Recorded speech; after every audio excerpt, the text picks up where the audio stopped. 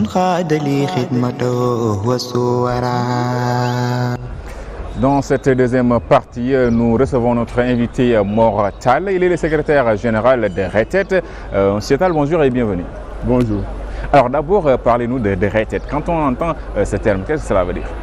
RETET veut dire en français vilipender ou diffuser. Alors, on l'a reçu de la bouche du khalife général Serigne Mountakha Mbacké, qui nous a donné ce mot-là pour nous dire de vulgariser, de vilipender les causes et conséquences de la problématique de l'eau à Touba.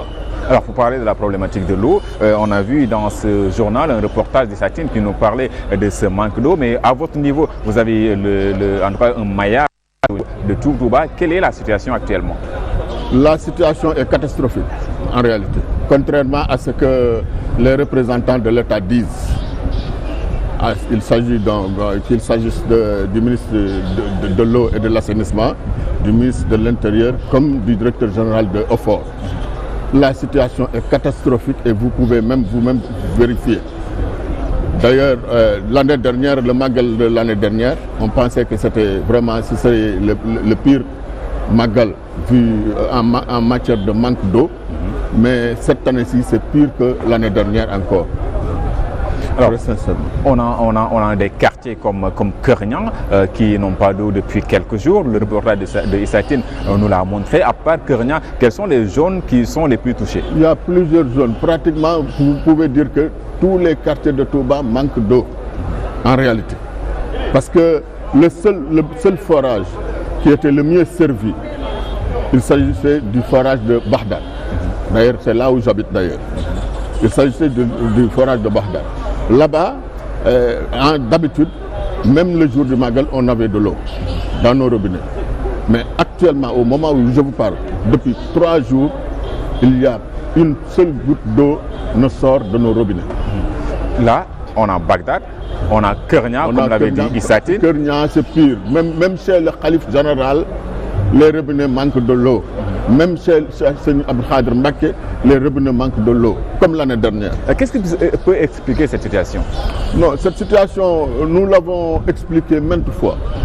Vous savez, RETET, c'est une association appelée Touba Mahrousa, qui est constituée d'experts en matière d'eau et d'assainissement, et d'administrateurs comme moi, et de notables qui sont dévoués pour servir Touba et ses populations. Nous avons, pendant 2 années, fait l'étude de la situation, examiner la situation techniquement pour voir quels sont les problèmes qui font que les populations manquent d'eau. Malgré 34 forages à Touba. Touba est la seule ville au Sénégal qui a ce nombre de forages. Nous ne pouvons pas comprendre qu'avec 34 forages, Touba manque d'eau, pendant que la seule commune de Mbacké n'a qu'un seul forage et il ne manque pas d'eau. C'est inexplicable. Est-ce que ces 34 forages sont en service? Voilà le problème maintenant. Le problème est que après nos différents diagnostics sur le terrain, nous avons constaté que, les forages, des fois, les forages manquent de problèmes de moteur. On nous parle de problèmes de moteur qui font fonctionner les forages.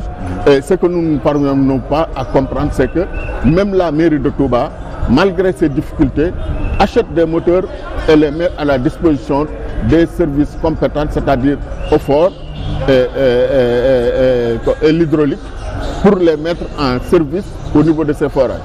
Mais à notre grande surprise, vraiment, nous constatons que ces machines-là, bien que neuves, ne font même pas 6 mois pour nous déclarer que c'est un problème d'entretien. Donc c'est un problème d'entretien et de suivi. Pourtant, il y a des techniciens qui sont chargés de le faire. Mais ces techniciens-là, eux-mêmes qui sont chargés de le faire, sont les complices d'ailleurs. Parce que nous ne pouvons pas comprendre que des forages, nous avons constaté que, donc il y a le problème de ces machines-là. 2, nous avons constaté que les vannes qui servent de relais pour transporter l'eau dans les ménages, la plupart des vannes sont bouchées. Là, vous parlez d'actes de sabotage. D'actes de sabotage, donc. Nous avons constaté des vannes qui sont entièrement bouchées. Deuxièmement aussi, nous avons constaté des tuyaux qui doivent servir à partir des forages les ménages qui sont installés sous le sol et qui ne sont branchés dans aucune issue où ils peuvent avoir de l'eau.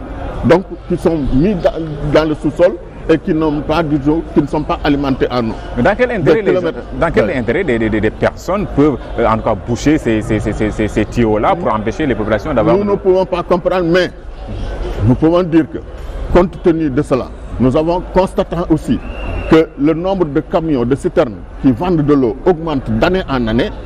Nous pouvons, et que ces camions-là, ces citernes-là qui vendent l'eau aux ménages, puisent l'eau des forages, ce qui encore font que le débit des forages diminue pour servir les populations, pour les revendre aux populations. Nous pouvons constater, nous pouvons dire que ce sont les propriétaires de ces citernes-là qui vendent de l'eau, qui sont avec la complicité bien sûr des techniciens qui bouchent, qui sabotent le réseau.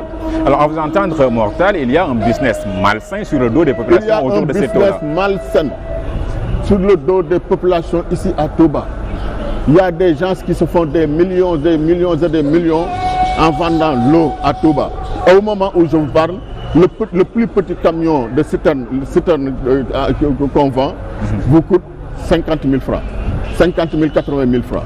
Vous savez, il y en a qui ont la possibilité de les acheter. Mais il faut savoir que 90% des populations habitant à Touba, c'est des personnes démunies qui n'ont pas donc les moyens d'acheter des citernes à 45 000 francs, 50 000, 80 000 francs. C'est ça le vrai problème. Et Touba, quand on sait que Touba, tout ce que Serigne Touba a demandé à notre bon Dieu, au miséricordieux, pour Touba, il l'a demandé pas pour sa propre famille, mais pour sa famille spirituelle, c'est-à-dire tous ceux qui habitent Touba. Parce que c'est un privilège d'habiter Touba. Hein. Il faut savoir qu'il faudrait constater qu'il y a même parmi sa famille biologique qui ne parviennent pas à habiter Touba, qui habitent en dehors de Touba, qui ne viennent ici qu'au jour de Magal. Mais habiter Touba tous les jours, passer les 30 jours de Ramadan à Touba, habiter Touba, faire tous ses besoins avec ta famille, c'est un privilège que tout le monde n'en a pas. Alors, on parle de ce problème de manque d'eau depuis plusieurs années. À chaque Magal, c'est la même situation. Que faudrait-il pour que cela cesse, pour soulager ces populations qui sont victimes aujourd'hui? Non, ce qu'il faudrait, on l'a dit, on l'a fait sous rapport qu'on a déposé auprès du Khalife général. Malheureusement, ceux qui sabotent, comme ceux qui sont derrière ces sabotages-là, ce sont ceux-là qui se font de l'argent et qui sont des fois, qui sont beaucoup plus proches du Khalife que nous, qui sont beaucoup plus proches des autorités administratives que nous. Nous, ce que nous déplorons, surtout de la part de l'État, c'est que le ministre, quand par exemple on entend le ministre à chaque CRD dire qu'ils ont satisfait les besoins de Touba à 99%, non, nous disons, mais qu'est-ce que c'est que ça? Ça nous pose problème. Nous pensons que même un ministre, s'il donne des chiffres, il doit pouvoir vérifier cela. Il ne doit pas se contenter de ce que leur disent les responsables qui sont là, les responsables de OFOR, le directeur général de OFOR et de l'hydraulique, qui sont là, qui leur donnent des chiffres qui ne sont pas du tout réels. Parce que la preuve est que c'est ce que nous vivons actuellement. Partout à Touba, vous pouvez voir des gens avoir des bidons de 20 litres pour aller vagabonder, enfin circuler n'importe où à la recherche de l'eau potable.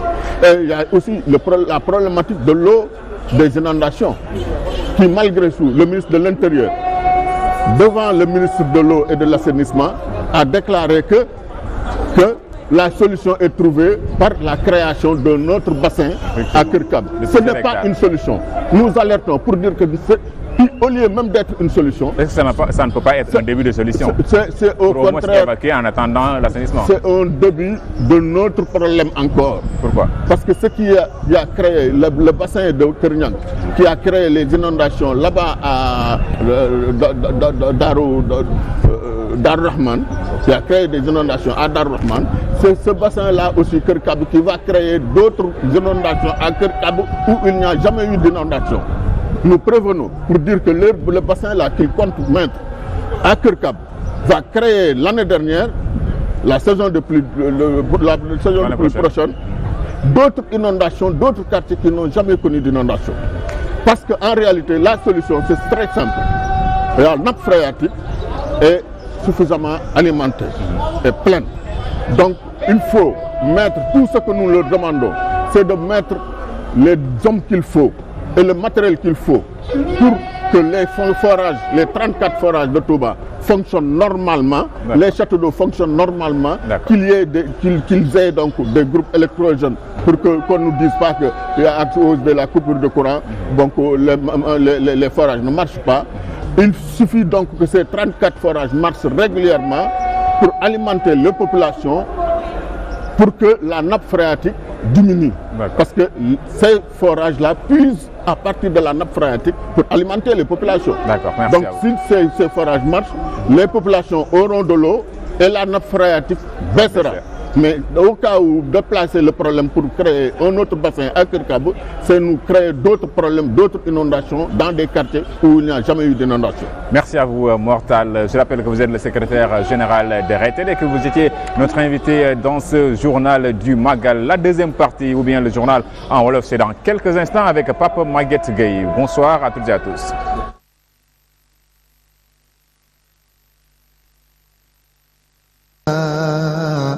من خاد لي خدمته وسورا ثم صلاة الله والسلام